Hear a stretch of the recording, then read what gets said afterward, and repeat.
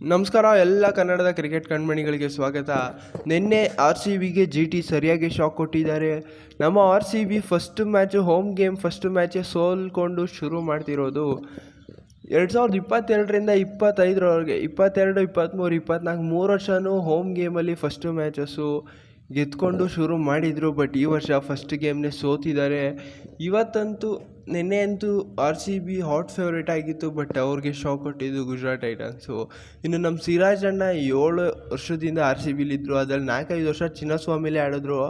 But ಅಷ್ಟು ವರ್ಷದಿಂದ ಬರದೇ ಇರೋ ಸ್ಪೆಲ್ಲು ಬೆಸ್ಟ್ ಎಕನಾಮಿಕಲ್ ಫಿಗರು ಈ ವರ್ಷ ರಿಜಿಸ್ಟರ್ ಮಾಡಿದ್ದಾರೆ ಚಿನ್ನಸ್ವಾಮಿಲಿ. ಅದು ನಮ್ಮ ಅಗೇನ್ಸ್ಟ್ ಆಡಿದಂಥ ಫಸ್ಟು ಮ್ಯಾಚಲ್ಲೇ. ಇನ್ನು ನಮ್ಮ RCB 2 ಮ್ಯಾಚ್ ಹೊರಗಡೆ ಗೆದ್ಕೊಂಡು ಈಗ ಹೋಮಲ್ಲಿ ಸೋಲ್ತಿದ್ದು ನೋಡಿದ್ರೆ ನಮ್ಮ ಹುಡುಗಿರ ಆದಿನೇ ಹಿಡಿತಾವ್ರ ಅಂತ. ನಮ್ಮ ಹುಡುಗಿರು 2 ಮ್ಯಾಚಸ್ನ ಹೊರಗಡೆ ಗೆದ್ಕೊಂಬಂದು ಆಮೇಲೆ ನಮ್ಮ ಹೋಮ್ಗೆ ಬರ್ತಿದ್ದಂಗೆ 4ಕ್ಕೆ 4 ಮ್ಯಾಚು ಸೋತೋದ್ರು ಹೋಮಲ್ಲಿ. ಸೊ ಆ ಥರ ಆಗದೆ ಇರಲಿ ನಮ್ಮ ಹುಡುಗರ ಭವಿಷ್ಯ. ಇನ್ನು ಜಾಸ್ ಬಟ್ಲರ್ ಅವ್ರಿಗೆ ಅದೇನು ಪ್ರೀತಿನೂ ಗೊತ್ತಿಲ್ಲ, ನಮ್ಮ ಮೇಲೆ ಸುಮಾರು ಸಲ ಚೇಸ್ ಮಾಡುವಾಗ ಗೆಲುವನ್ನ ತಂದುಕೊಟ್ಟಿದ್ದಾರೆ ಅವ್ರ ಟೀಮ್ಗೆ. ನಮ್ಮ ಅಗೇನ್ಸ್ಟು 2 ಸಲ ಪ್ಲೇ ಆಫಲ್ಲಿ ರಾಜಸ್ಥಾನಲ್ಲಿದ್ದಾಗ ನಮ್ಮನ್ನು ಸೋಲಿಸಿದ್ರು ಪ್ಲೇ ಆಫಲ್ಲಿ. ಇನ್ನು ಲಾಸ್ಟ್ ಇಯರ್ ಲೀಗ್ ಮ್ಯಾಚಲ್ಲಿ ಕೂಡ ಅವರು ಚೇಸ್ ಮಾಡುವಾಗ ಗೆಲುವನ್ನ ತಂದುಕೊಟ್ಟಿದ್ರು ರಾಜಸ್ಥಾನ್ ರಾಯಲ್ಸ್ಗೆ, ನಮ್ಮನ್ನು ಸೋಲಿಸಿ. ಸೊ ಈಗೂ ಕೂಡ ಅದೇ ಕೆಲಸ ಮಾಡ್ತಿರೋದು. ಇವ್ರು ಯಾಕೋ ಬರ್ತಾ ನಮಗೆ ನೈಟ್ ಮೇರ್ ಆಗ್ತಿದ್ದಾರೆ ಜಾಸ್ ಬಟ್ಲರು.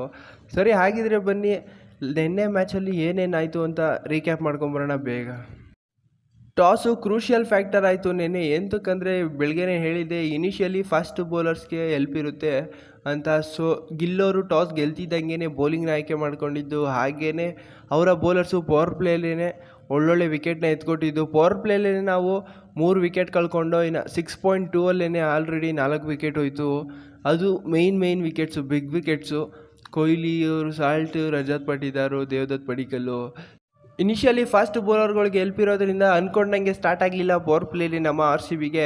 ಫಸ್ಟ್ ಓವರಲ್ಲೇ ಸಾಲ್ಟ್ ಅವರು ತಿಣ್ಕಿದ್ದು. ಬಟ್ ಕೊಹ್ಲಿ ಅವರು ಕ್ಲಾಸಿಕ್ ಕವರ್ ಡ್ರೈವ್ನ ಹೊಡೆದು ಸ್ಟಾರ್ಟ್ ಮಾಡಿದ್ರು ಇನ್ನಿಂಗ್ಸ್ನ. ಬಟ್ ನೆಕ್ಸ್ಟ್ ಓವರ್ ಅರ್ಷದ್ ಖಾನ್ಗೆ ಟೈಮಿಂಗ್ ಮೇಲೆ ಹೊತ್ಕೊಡೋಕೆ ಹೋಗಿ ಅದು ಮಿಸ್ ಟೈಮ್ ಆಯಿತು. ಡೈರೆಕ್ಟಾಗಿ ಹೋಗಿದ್ದು ಪ್ರಸಿದ್ಧ ಕೃಷ್ಣ ಅವ್ರ ಕೈಗೆ. ಸೊ ಫಸ್ಟ್ ವಿಕೆಟ್ನ ಕಳ್ಕೊಂಡು ಇದಾದಮೇಲೆ ಸಿರಾಜ್ ಅವರು ಕೂಡ 2 ಬ್ರೇಕ್ ಥ್ರೂನ ತಂದುಕೊಟ್ರು ಪವರ್ ಪ್ಲೇಲೇ. ಸಾಲ್ಟ್ ಅವರು ಹೊಡೆದಿದ್ದು ಒಂದು ಬಾಲ್ ಕಳೆದೋಯ್ತು. ಆ ಶಾಟ್ ನೋಡ್ತಾ ಇದ್ದಂಗೆ ಬರ್ತದೆ ಇನ್ನಿಂಗ್ಸು, ಬಿಗ್ ಇನ್ನಿಂಗ್ಸ್ ಬರ್ತದೆ ಇವಾಗ ಸಾಲ್ಟ್ ಅವ್ರ ಕಡೆಯಿಂದ ಅನ್ನೋಷ್ಟೊತ್ತಿಗೆ ನೆಕ್ಸ್ಟ್ ಬಾಲೇನೆ ಸಿರಾಜ್ ಅವ್ರಿಗೆ ಬೋಲ್ಡ್ ಆಗೋದ್ರು, ಕ್ಲೀನ್ ಬೋಲ್ಡ್. ಸೊ ಇದಾದ ಮೇಲೆ ದೇವದತ್ ಪಡಿಕಲ್ ಅವರು ಒಂದು 4 ಹೊಡೆದು ಸ್ಟಾರ್ಟ್ ಮಾಡಿದರು. ಅವರು ಕೂಡ ವಿಕೆಟ್ನ ಕಳ್ಕೊಂಡ್ರು. ಸೊ ಪವರ್ ಪ್ಲೇಲೇ ನಮ್ಮದು 3 ವಿಕೆಟ್ ಹೋಯ್ತು. ಇದಾದಮೇಲೆ ಪವರ್ ಪ್ಲೇ ಆಗಿದ್ದು ನೆಕ್ಸ್ಟ್ ಓವರ್ ಇಶಾಂತ್ ಶರ್ಮಾ ಬರ್ತಾರೆ, ಅವ್ರಿಗೂ ಒಂದು 4 ಹೊಡಿತಾರೆ Rajat Patidar. Next ball slower ಒನ್ನು LBW ಕ್ಲೀನ್ ಔಟ್ ಆಗ್ತಾರೆ ರಜತ್ ಪಟಿದವರು. ಇನ್ಫ್ಯಾಕ್ಟ್ DRS ಕೂಡ ತಗೊಳ್ಳಲ್ಲ, ಎಂತಕ್ಕಂದರೆ ಅದು ಕ್ಲೀನ್ ಔಟ್ ಆಗಿರುತ್ತೆ. ಇದಾದ ಮೇಲೆ ಇನ್ನಿಂಗ್ಸ್ನ ಕಟ್ಟಬೇಕಿದ್ದು ಜವಾಬ್ದಾರಿ ಜಿತೇಶ್ ಶರ್ಮಾ ಹಾಗೂ ಲಿವಿಂಗ್ಸ್ಟೋನ್ ಅವ್ರ ಮೇಲಿತ್ತು. ಸೊ ಅವರು ಚೆನ್ನಾಗೇ ಮ್ಯಾನೇಜ್ ಮಾಡಿದ್ರು. ಈಗ ಹೋಗಿದ್ದೆಲ್ಲ ವಿಕೆಟ್ಗಳು ಬೌಂಡ್ರಿ ಹೊಡೆದು ನೆಕ್ಸ್ಟ್ ಬಾಲೇ ವಿಕೆಟ್ಗಳು ಹೋಯ್ತಿದ್ದೋ. ಸೊ ಈಗ ಬೌಂಡ್ರಿ ಹೊಡೆದ್ರೇ ನಮ್ಮವ್ರು ಬೌಂಡ್ರಿ ಹೊಡೆದ್ರೇ ಭಯ ಆಗ್ತಿತ್ತು ಈ ನೆಕ್ಸ್ಟ್ ಬಾಲ್ ಎಲ್ಲಿ ವಿಕೆಟ್ ಹೋಗ್ತಾವೋ ಅಂತ. ಸೊ ಆದ್ರೂ ಜಿತೇಶ್ ಶರ್ಮಾ, ಲಿವಿಂಗ್ಸ್ಟೋನ್ ಅವರು ನಿಂತ್ಕೊಂಡು ಇನ್ನಿಂಗ್ಸ್ನ ಕಟ್ಟಿದ್ರು. ಜಿತೇಶ್ ಅವರು, ಲಿವಿಂಗ್ಸ್ಟೋನ್ ಅವರು 50 ರನ್ ಪಾರ್ಟ್ನರ್ಶಿಪ್ ಮಾಡ್ತಿದ್ದಂಗೆ ಜಿತೇಶ್ ಅವರು ಒಂದು 6ನ ಹೊಡೆಯೋಕೆ ಹೋಗ್ತಾರೆ. ಎಲಿವೇಶನ್ ಸಿಗುತ್ತೆ ಬಟ್ ಡಿಸ್ಟೆನ್ಸ್ ಸಿಗೋಲ್ಲ. ಕ್ಯಾಚ್ ಕೊಡ್ತಾರೆ ರಾಹುಲ್ ತೆವಾಟಿಯಾಗಿ. ಅದಕ್ಕೆ ಮುಂಚೆ ಆಲ್ರೆಡಿ ಒಂದು ಕ್ಯಾಚ್ನ ಕೈ ಚೆಲ್ಲಿರ್ತಾರೆ, ಸಿಕ್ಕಾಪಟ್ಟೆ ಹೈಟ್ ಹೋಗಿರುತ್ತೆ ಅದು, ಬಟ್ ಕ್ಲಿಯರ್ ಆಗಿರಲ್ಲ. ಬೌಂಡ್ರಿ ಲೈನಲ್ಲಿ ಕ್ಯಾಚ್ನ ಚೆಲ್ತಾರೆ ರಾಹುಲ್ ತೆವಾಟಿ ಅವರು. ಸೊ ಇದಾದಮೇಲೆ ಮತ್ತೆ ಸಾಯಿ ಕಿಶೋರ್ ಅವ್ರ ಬೌಲಿಂಗಲ್ಲಿ ಕ್ಯಾಚ್ನ ಎತ್ತಾಕೊಂತಾರೆ, ಸೇಮ್ ರಾಹುಲ್ ತೆವಾಟಿ ಅವರೇನೆ ಜಿತೇಶ್ ಶರ್ಮಾ ಅವ್ರದ್ದು. ಇದಾದಮೇಲೆ ಬಂದಂಥ ಕೃಣಾಲ್ ಪಾಂಡ್ಯ ಅವರು ನಿಂತ್ಕೊತಾರೆ ಅಂದರೆ ಮಕ್ಕರಾಗಿ ಸಾಯಿ ಕಿಶೋರ್ಗೆ ಕಾಟನ್ ಬೋಲ್ಡ್ ಆಗೋದ್ರು. ಸೊ ನೆಕ್ಸ್ಟು ಲಿವಿಂಗ್ಸ್ಟನ್ ಅವರು ಹಾಫ್ ಸೆಂಚುರಿನ ಕಂಪ್ಲೀಟ್ ಮಾಡ್ತಾರೆ. ಲಿವಿಂಗ್ಸ್ಟನ್ ಅವರು ಟೋಟಲ್ ಹೊಡೆದಿದ್ದು 5 ಸಿಕ್ಸು, ಅದರಲ್ಲಿ 3-4 ಸಿಕ್ಸು ರಶೀದ್ ಖಾನ್ ಅವ್ರಿಗೇ ಹೊಡೆದಿದ್ದು. ಅದು ಎಲ್ಲ ಸಿಮಿಲರ್ ಶಾಟ್ಸು, ಎಲ್ಲ ಒಂದೇ ಕಡೆ ಹೋಗಿದ್ದು, ಒಂದೇ ಥರ ಹೊಡೆದಿದ್ದು ಶಾಟ್ಗಳು. ಸೊ ರಾಶೀದ್ ಖಾನ್ ಅಂತೂ ಸಖತ್ತಾಗಿ ರೀಡ್ ಮಾಡಿದ್ರು ನಿನ್ನೆ ಲಿವಿಂಗ್ಸ್ಟನ್ ಅವರು. ಇನ್ನು ಅವರು ಕೂಡ ಸಿರಾಜ್ಗೆ ಕ್ಯಾಚ್ ಕೊಟ್ಟು ಹೋಗ್ತಾರೆ, ಕೀಪರ್ ಕ್ಯಾಚ್ ಆಗ್ತದೆ. ಇನ್ನು ಲಾಸ್ಟಲ್ಲಿ ಒಂದೊಳ್ಳೆ ಕ್ಯಾಮಿಯೋ ಬೇಕಿದ್ದಿದ್ದು ಟಿಮ್ ಡೇವಿಡ್ ಅವ್ರ ಕಡೆಯಿಂದ. ಸೊ ಅದು ಹಾಗೇ ಬಂತು ಕೂಡ. ಲಾಸ್ಟ್ ಮ್ಯಾಚು ಏನು 18 ರನ್ ತಂದುಕೊಟ್ಟಿದ್ರು ಲಾಸ್ಟ್ ಓವರಲ್ಲಿ. ಸೊ ಅದೇ ಥರ ಈ ಮ್ಯಾಚು ಕೂಡ ಬೇಕಿತ್ತು.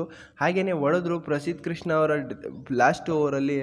ಕೊನೆ ಓವರಲ್ಲಿ ಟೋಟಲು 16 ರನ್ ಬಂತು. ಕೊನೆ ಬಾಲಲ್ಲಿ ಪ್ರಸಿದ್ಧ ಕೃಷ್ಣ ಅವರ ಸ್ಟ್ರೆಂತು ಯಾರ್ಕರ್ ಹಾಕಿ ಬೋಲ್ಡ್ ಮಾಡ್ತಾರೆ ಟಿಮ್ ಡೇವಿಡ್ ಅವ್ರನ್ನ. ಜೊತೆಗೆ ಟಾಟಾ ಬಾಯ್ ಹೇಳಿ ಕಳಿಸ್ತಾರೆ ನಮ್ಮ RCB ಟಿಮ್ ಡೇವಿಡ್ ಅವ್ರನ್ನ ಹಾಗೆಯೇ ನಮ್ಮ RCB ಬ್ಯಾಟರ್ಸ್ನ ಎಂತಕ್ಕಂದರೆ ಇನ್ನಿಂಗ್ಸ್ ಮುಗೀತು ನಡೀರಪ್ಪ ಅಂತ. ಇದ್ರ ಜೊತೆಗೆ 170ನ ಟಾರ್ಗೆಟ್ನ ಸೆಟ್ ಮಾಡಿದ್ದು ನಮ್ಮ RCB. ಇದನ್ನು ಚೇಸ್ ಮಾಡೋಕ್ಕೆ ಬಂದಂಥ ಶುಭ್ಮನ್ ಗಿಲ್, ಸಾಯಿ ಸುದರ್ಶನ್ ಕಚ್ಕೊಂಡ್ರು, ಹೋಗೋಕ್ಕೆ ಲೇಟ್ ಮಾಡಿದ್ರು. ಪವರ್ ಪ್ಲೇ ಅಷ್ಟು ಚೆನ್ನಾಗಿ ಸ್ಟಾರ್ಟ್ ಆಗಲಿಲ್ಲ, ಬಟ್ ಅವ್ರಿಗೆ ಗೊತ್ತಿತ್ತು ಸ್ಕೋರ್ ಬೋರ್ಡ್ ಪ್ರೆಷರ್ ಇಲ್ಲ, ಇರೋದು ಕೇವಲ 170 ರನ್ನು. ನಾವು ಪವರ್ ಪ್ಲೇಲಿ ನಿಧಾನಕ್ಕೆ ಆಡಿದ್ರು, ಆಮೇಲೆ ಮಿಡಲ್ ಓವರ್ಸಲ್ಲಿ ಚಾರ್ಜ್ ಮಾಡೋಣ ಅಂತ ನಿಧಾನಕ್ಕೆ ಸ್ಟಾರ್ಟ್ ಮಾಡಿದ್ರು. ಎಂತಕ್ಕಂದರೆ ಅವರ ಇಂಟೆಂಟು ಕೂಡ ಸರಿಯಾಗಿತ್ತು. ಇನ್ ಕೇಸ್ ಅಗ್ರೆಸಿವ್ ಇಂಟೆಂಟ್ನ ತೋರ್ಸೋಕೆ ಹೋಗಿ ಪವರ್ ಪ್ಲೇನಲ್ಲೇ 1-2 ವಿಕೆಟ್ನ ಕಳ್ಕೊಂಡ್ರೆ ಆಮೇಲೆ ಖಂಡಿತ ಕಷ್ಟ ಆಗುತ್ತೆ ಈ ಟಾರ್ಗೆಟ್ನ ಚೇಸ್ ಮಾಡೋದು. ಎಂತಕ್ಕಂದರೆ ಮಿಡಲ್ ಆರ್ಡರಲ್ಲಿ ಯಾರು ಅಂತ ಒಳ್ಳೆ ಬ್ಯಾಟರ್ಸ್ ಇಲ್ಲ.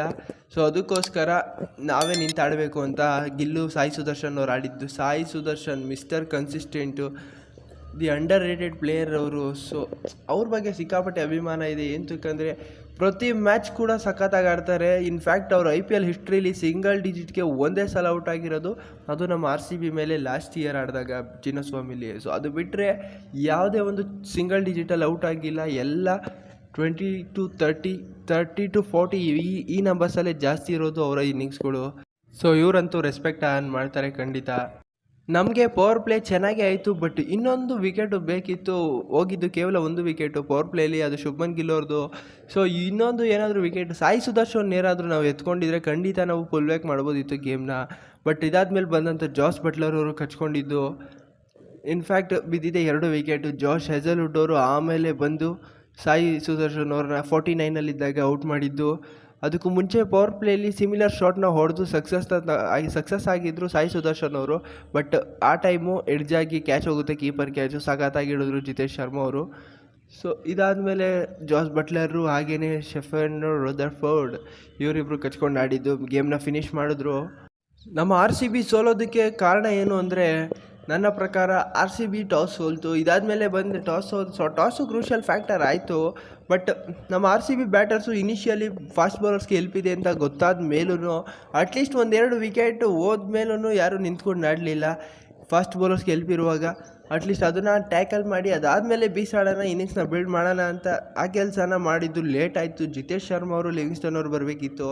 ಅದಕ್ಕೆ ಮುಂಚೆ ರಜತ್, ದೇವದತ್ ಪಡಿಕ್ಕಲ್ ಇವರಿಬ್ಬರು ಆಡಬೇಕಿತ್ತು. ಸೊ ಇಲ್ಲೇ ನಾವು ಎಡವಿದ್ದು. ಜೊತೆಗೆ ಬೌಲಿಂಗು ಚೆನ್ನಾಗಿ ನಡೀತಿತ್ತು 7-8 ಓವರ್ವರೆಗೂ.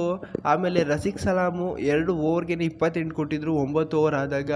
ಬೇರೆ ಬೌಲರು 7 ಓವರ್ಗೆ 47 ಕೊಟ್ಟಿದ್ರು, ಇವರೊಬ್ಬರೇ 2 ಓವರ್ಗೆ 28 ರನ್ನ ಕೊಟ್ಟಿದ್ದು. ಇನ್ಫ್ಯಾಕ್ಟ್ ಭುವನೇಶ್ವರು ಎಷ್ಟು ಹೇಳ್ಬಿಟ್ರೆ ಇನ್ನೆಲ್ಲರೂ 10+ ಎಕಾನಮಿಲೇ ಓಡಿಸ್ಕೊಂಡಿದ್ದು. ಜಾಶ್ ಹೆಜಲ್ವುಡ್ ಅವರು ನಿನ್ನೆ ಕೈ ಕೊಟ್ಟರು. ಇದ್ರ ಜೊತೆ RCB ಮ್ಯಾಚ್ನೂ ಕೂಡ ಸೋಲ್ತು. But we believe in you RCB, definitely we come back stronger. Hope for the best. Next match Mumbai ಮೇಲೆ ಆಡ್ತಿದ್ದಾರೆ ವಾಂಖೇಡೆಯಲ್ಲಿ. ಸಖತ್ ವಿಕೆಟು ನಮ್ಮ ಬ್ಯಾಟರ್ಸ್ಗೆ.